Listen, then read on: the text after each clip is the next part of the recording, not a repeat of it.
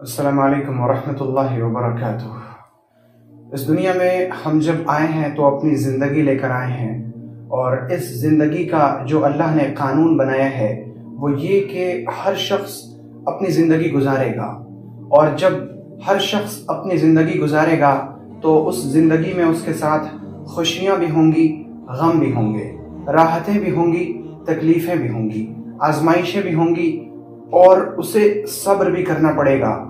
बहुत तरह से आजमाया जाएगा, बल्कि अल्लाह रब्बुल इज़्ज़त ने ऐलान फरमाया है वलनब्लुवन्नकुम, हम ज़रूर बिज़रूर तुम्हें आजमाएंगे। अल्लाह ने ये नहीं फरमाया कि हम तुम्हें आजमा सकते हैं, बल्कि अल्लाह ने साफ तौर पर खुले लफ्ज़ों में फरमाया वलनब्लुवन्नकुम, हम ज़रूर बिज़रूर, ताकीद के साथ अल्लाह ने कहा हम तुम्हें ज़रूर आजमाएंगे। बिशैइन मिनल खौफ, थोड़ा सा डर देकर।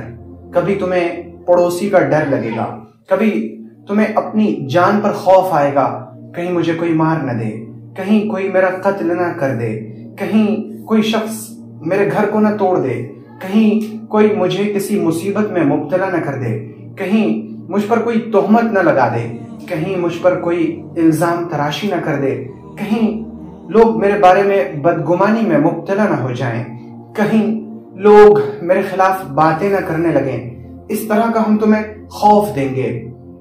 वलजूर, और हम तुम्हें भूख भी देंगे, यानी हम तुम्हारी रोजी को कभी कभी तंग कर देंगे, तुम्हारी आमदनी को कम कर देंगे, कभी तुम्हारी तिजारत ठप पड़ जाएगी, कभी तुम्हारे मुलाजिम काम को हड़ताल कर देंगे, कभी तुम्हारे मुलाजिम तुम्हें धोखा भी देंगे, यानी हम तुम्हें खौफ भी देंगे और भूख भी देंगे, यानी तुम्हारी रोजी को तंग भी कर देंगे। वनक़्सिम मिनल अम्वाल, और तुम्हारे माल में कमी भी करेंगे। कभी कोई चीज तुम्हारी चोरी हो जाएगी, कभी तुम्हारा कोई माल गिर पड़ जाएगा, कभी तुम्हारा माल आफत समविया से हलाक, तबाह और बर्बाद हो जाएगा, कभी जलजले में तुम्हारे घर को नुकसान पहुंच जाएगा, कभी तुम्हारी तिजारत को आग लग जाएगी। ये सब कुछ अल्लाह ने साफ तौर पर फरमा दिया है। फिर आगे अल्लाह ने फरमाया वल अनफुस, और कभी तुम्हारे जान में कमी कर देंगे, यानी हम कभी तुम्हारी औलाद को मौत दे देंगे, और फिर तुम्हें अपने बच्चे का जनाजा अपने ही कांधे पर उठाना पड़ेगा। कभी तुम्हारी बीवी तुम्हारी आंखों के सामने दम तोड़ देगी, तुम्हारे पास पैसे भी बहुत होंगे, लेकिन तुम उनके इलाज में कामयाब नहीं हो सकोगे। ये है वल अनफुसी, हम तुम्हारे जान में कमी कर देंगे, यानी हम तुम्हारे अजीज को और अकारिब को मौत देंगे।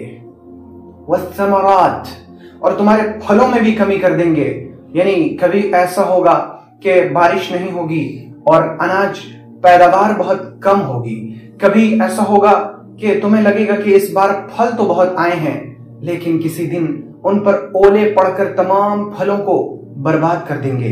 और ये सब कुछ अल्लाह ने कुरान पाक में साफ तौर पर खोल कर बयान कर दिया है। तो अल्लाह रब्बुल इज़्ज़त ने इन हालात से निमटने का तरीका क्या बयान फरमाया है?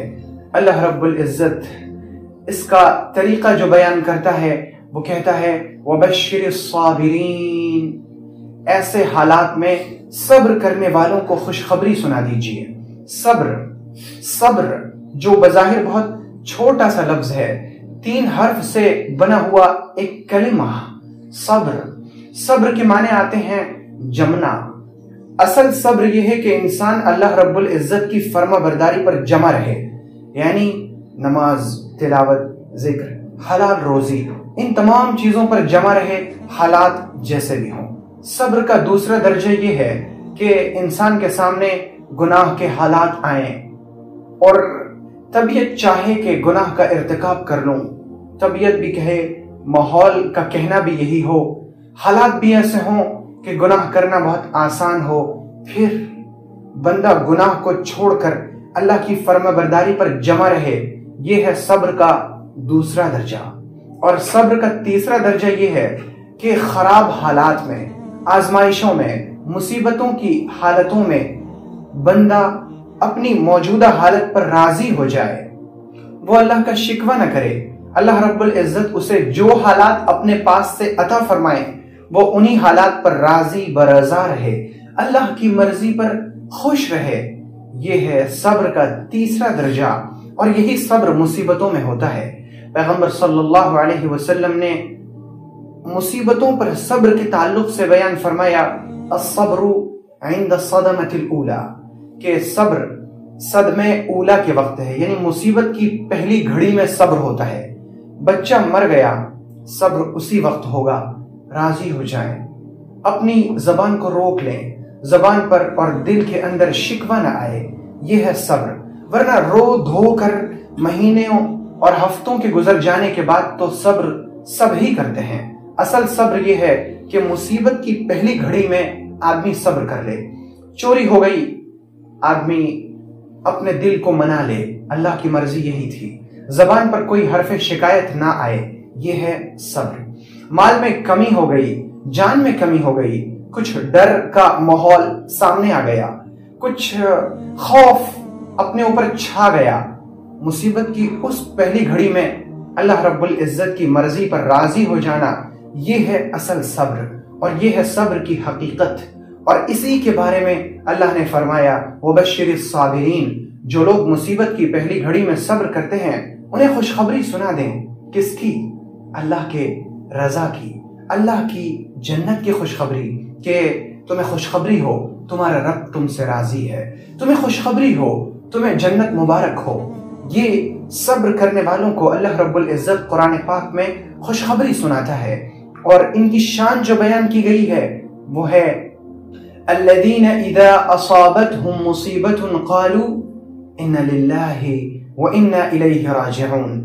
یہ وہ لوگ ہیں، صبر کرنے والے وہ لوگ ہیں کہ ان کو جب کوئی مصیبت پہنچتی ہے شکایت نہیں کرتے، بلکہ یہ کہتے ہیں انا للہ، ہم اللہ ہی کے لیے ہیں، وانا الیہ راجعون، اور ہم اللہ ہی کی طرف لوٹ کر جائیں گے۔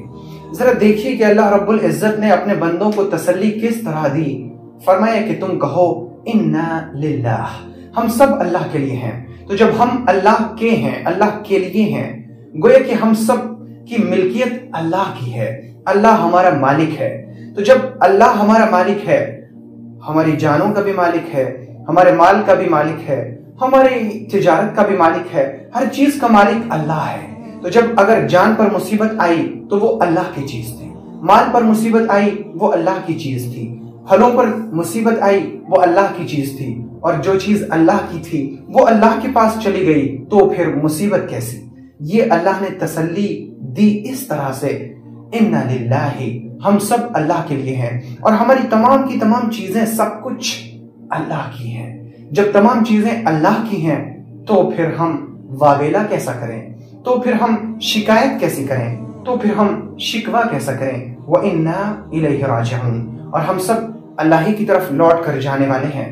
تو جب اللہ کے پاس لوٹ کر جائیں گے اور اللہ جنت کا فیصلہ کرے گا، اس وقت کھوئی ہوئی جان واپس مل جائے گی، اس وقت بچھڑے ہوئے رشتہ دار گلے مل جائیں گے، اس وقت کھوئی ہوئی نعمتیں سب جنت میں واپس آ جائیں گی، اور جنت میں وہ کچھ ملے گا ما لا عین رأت ولا اذن سمعت ولا خطر على قلب بشر، نہ کسی کان نے سنا، نہ کسی آنکھ نے دیکھا، نہ کسی دل پر اس کا خیال بھی گزرا۔ تو جب یہ سب نعمتیں ہیں صبر کرنے والوں کے لیے، تو پھر اگر آپ کسی مصیبت میں ہیں، تکلیف میں ہیں، آزمائش میں ہیں، صبر کیجئے۔ صبر وہ چیز ہے کہ اللہ تعالیٰ فرماتا ہے ان اللہ مع الصابرین، بے شک اللہ رب العزت صبر کرنے والوں کے ساتھ ہے، یعنی صبر کرنے والوں کے ساتھ اللہ کی مدد ہوتی ہے، اللہ کی نصرت ہوتی ہے۔ تو اللہ اور اللہ کی مدد آپ کے ساتھ ہے، لیکن اللہ سے عافیت مانگتے رہیے، کیونکہ ایمان کے بعد اگر بندے کو کوئی سب سے بڑی دولت ملتی ہے تو وہ ہے عافیت۔ اللہم انی اسألک العفو والعافیت فی الدنیا والآخرہ، اے اللہ میں تجھ سے دنیا میں اور آخرت میں معافی کا اور عافیت کا سوال کرتا ہوں، اے اللہ ہمیں عافیت عطا فرما۔